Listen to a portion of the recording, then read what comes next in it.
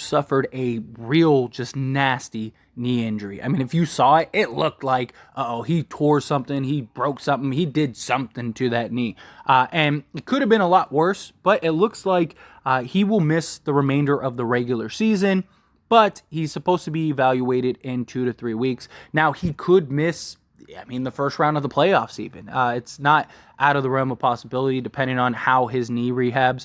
But, it looked really bad. It looked like something that could be like, he might have to have surgery and be out for like a year type thing. So he was able to avoid that, at least to our knowledge at this time. But still, this is a huge blow to the Clippers. Paul George has been really nice this year for them as one of their, better two-way players, especially with, Kawhi Leonard at times. He's unreliable. He's always injury prone. But this just is the Clippers. And it's really unfortunate. And it really is just a sucky scenario, right? Because it's just like every year the Clippers seem to be that team. Every year it seems like they're the deepest roster. They have the most talent. Like they have the least amount of issues, right? Like even this year, there were a lot of questions about all the teams in the Western Conference, except for the Clippers, really. I mean, the Russell Westbrook thing is a real thing. Like, how is he going to perform? Is he going to, be a hindrance to this team? But outside of that, like, the only real concern for the Clippers is, like, health, right? Like, if they're healthy, it wouldn't be a shock to anybody, right? Like, Dallas, they're a team that, like, they don't have defense or really the talent to go anywhere, in my opinion. And then you have, the Denver Nuggets, who are just like terrible defensively, and we've seen the Joker starts getting worn down over time. That could be an issue. That could be a concern.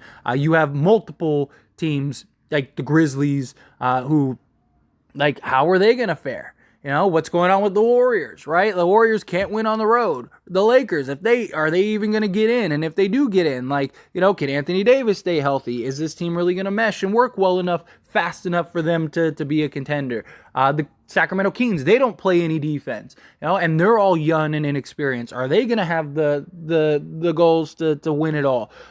Phoenix doesn't have a ton of depth and defense. They have their holes and liabilities. And then you look at the Clippers and you're like they could really make some noise. And this is somebody that is not a Clipper fan at all. I am a Laker fan. Most of you know me on this channel or my Laker channel. And to be fair and remove my biases, the Clippers are really nice and stacked. And they have enough wing depth and talent to at least weather the storm while Paul George is out.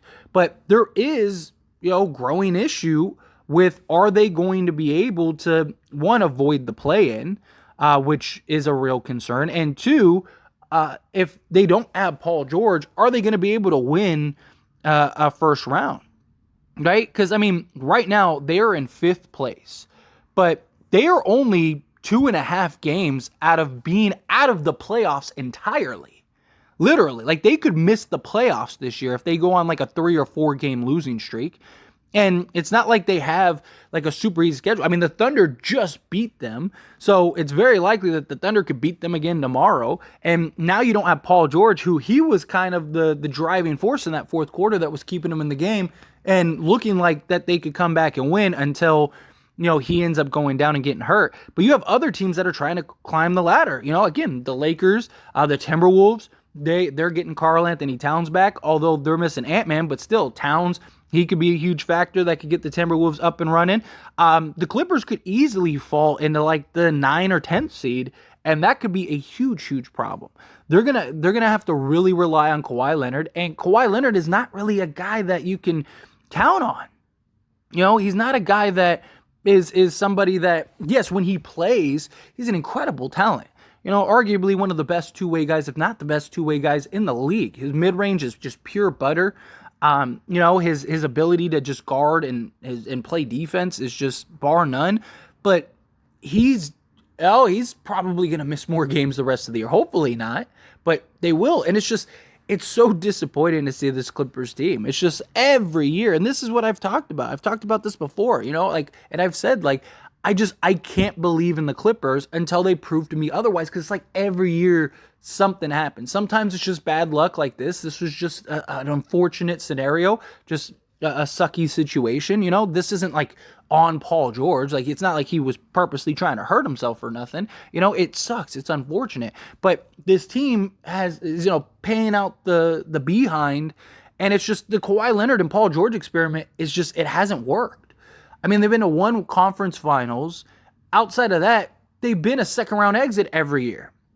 And they very likely, it's not out of the realm of possibility that they could be a second round exit this year or miss the playoffs entirely now. And all of that, if that ends up happening at some point, you got to look and just say, okay, like, we got to tear this thing down. We got to start over.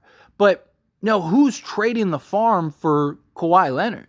Like, I could see people still trading for Paul George because Paul George, yes, he's injury prone, but not to the level of Kawhi Leonard. Like, Kawhi Leonard, you're going to have to load manage. You're going to have to do all kinds of stuff, right?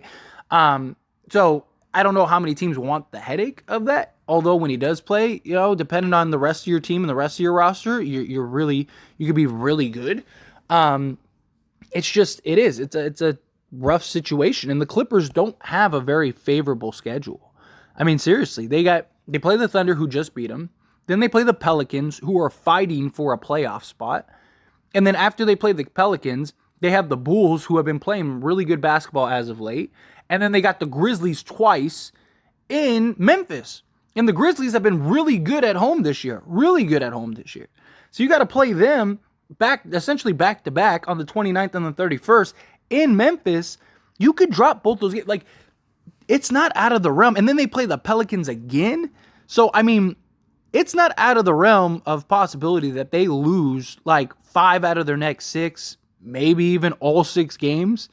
Like, seriously. And then they got to go play the Lakers on April 5th, who Lakers might be fighting for their lives at that point, and they should have LeBron back at that point. And then on top of the Lakers, they got the Blazers, who at that point the Blazers might be, trying to stay home and just, hey, let's go get a good draft pick. So you might get a win there. But then you got the Phoenix Suns.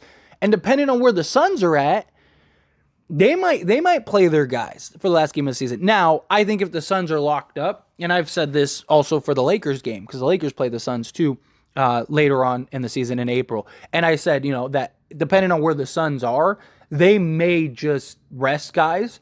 And so the Clippers might get that favoritism as well, to where it's like, okay, well, we got to play guys. But if the Suns are still competing for a spot or competing for home court or something like that, they might play their guys. Or, a lot of people have brought up the argument when I've said this about the Lakers, they might just want to knock them out of the playoffs. If the Clippers are in the 11th seed or 12th seed and they have to win to get into the play-in, you could absolutely see the Suns saying, okay, let's go beat these guys so we don't have to face them in the play-in, or so we don't have to face them in the playoffs. That is a really big possibility. And I hope Paul George comes back. I hope he comes back better than ever. I hope he becomes stronger than ever. I don't like seeing players get hurt. I don't like seeing players get injured. It sucks. I want guys to be able to play, be 100%. And as a Laker fan, I want us to beat these teams full force. I want us to be able to knock these teams out of contention and stuff like that, or run into them in the playoffs and get the job done. I want that. I want to beat the best. But I don't know. It's just really unfortunate for just Clipper fans in general, because this again was a season that the West is so wide open. The Clippers have a very good chance. Again, you can make the argument that they're the one team that has the fewest questions. Literally. I mean, they're solid defensively. They have 3-point shooting. They have everything. I mean, the only thing that they don't really have is a point guard to put it all together. I mean, Russ is helpful, but not the type of guard that they need. It's just, I don't know. It's just this felt like if Clippers were ever going to do something, this year was the year that they would do it. And now I don't see them doing it without Paul George. And, Paul George misses the first round or they miss the playoffs. If you're Steve Ballmer, at some point you got to just say, all right, we got to tear this thing down. It's time to start from scratch. It's time to start over. This isn't working. You really do. Because teams are only going to be better next year. You're going to have the Phoenix Suns with Kevin Durant, full offseason, full training camp. They're going to be able to go get pieces that they need to make their team better. They're going to, right now, they lack depth. They lack defense. They can just go get a bunch of guys. They don't even need to worry about scoring. You have Devin Booker and Kevin Durant. You have more than enough scoring. They could even trade DeAndre Ayton and go and get, some valuable pieces to add some depth, and then just get like a serviceable big man, because you don't need a 20-point per game center. You got Devin Booker and Kevin Durant. They're going to handle the bulk of the scoring. So you just need guys that can come in and just chip in here and there little by little. So they're going to get better. Dallas, you'd imagine Dallas is only going to get better, right? Because Dallas, they got Kyrie and Luka, right? And they lack depth and defense. Well, they're going to be able to make some of those adjustments this upcoming offseason. I mean, there's just a lot of things and teams that are going to get better. The Lakers, they're going to have a full training camp and preseason, and they've been really good. Number 1 defense in the league, top 10 offense. They're going to be really good next season as well.